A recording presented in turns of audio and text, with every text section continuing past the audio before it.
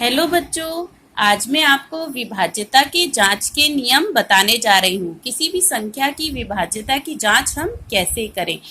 सबसे पहले हम संख्या लेते हैं 2। तो 2 की कौन कौन सी संख्याएं जो 2 से पूरी तरह से विभाजित हो जाती है, इसे हम कैसे पता करें। तो अगर किसी संख्या की इकाई के अंक में 0, 2, 4, 6 और 8 हो तो वह संख्या 2 से पूरी तरह से विभाजित होगी।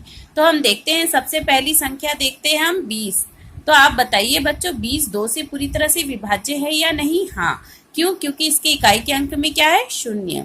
यदि हम लेते हैं 29, तो क्या यह 2 से विभाज्य है? नहीं, क्योंकि इसके इकाई के अंक में क्या है? 9।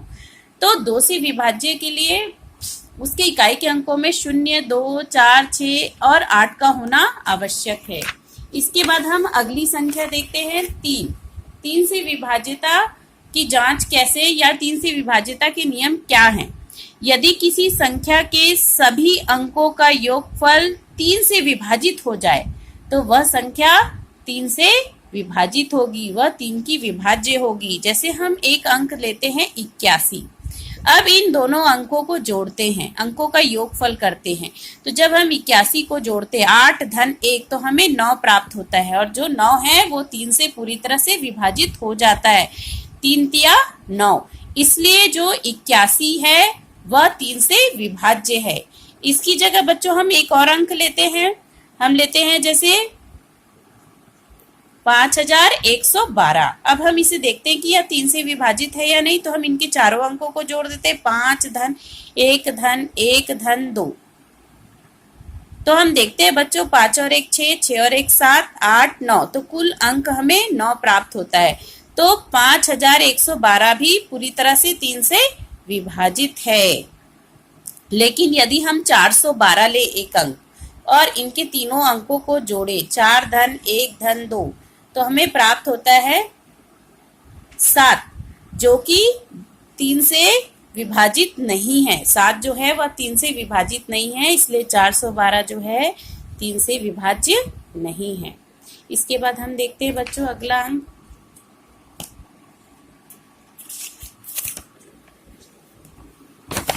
फिर हम अगला अंक देखते हैं बच्चों 5।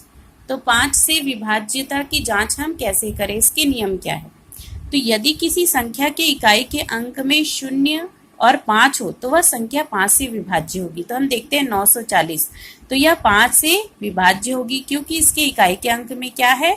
0 है, तो यह 5 से विभाज्य है। 625, यह भी 5 से विभाज्य है, क्योंकि इसकी इकाई के अंक में 5 है।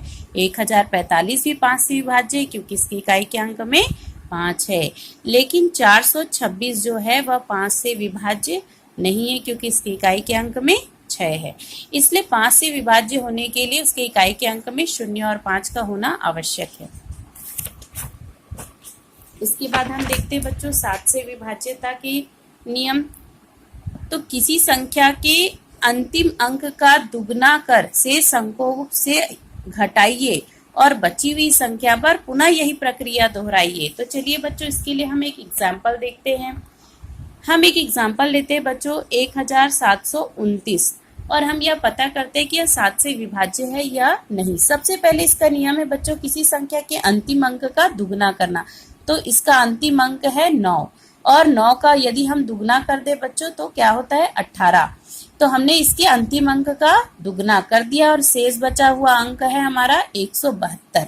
और शेष बचे अंकों को उस संख्या से घटाइए, किस संख्या से? जिसे हमने दुगना किया है। तो हम 18 से इसे घटा देते हैं, तो हमारा यहाँ पर बच्चों बचेगा 154। अब इसी प्रक्रिया को हमको फिर आगे और दोहराना है। तो हम देखते हैं 154 में अंतिम अंक क्या है बच्चों? 4। तो हम 4 का क्या कर देते हैं? दुगना। तो 4 का दुगना हो जाएगा 8। अब हम बचे हुए अंक 15 में, क्योंकि बचा हुआ अंक हमारा 15 है, इसमें हम 8 को घटा देते हैं। तो हमें क्या प्राप्त होता है बच्चों? 15 में से यदि हम 8 घटाएं तो 7। तो 7 जो है वो 7 से पूरी तरह से भाग चला जाता है, इसलिए अंक 1729 क्या है? पूरी तरह से 7 से विभाज्य है। लेकिन यदि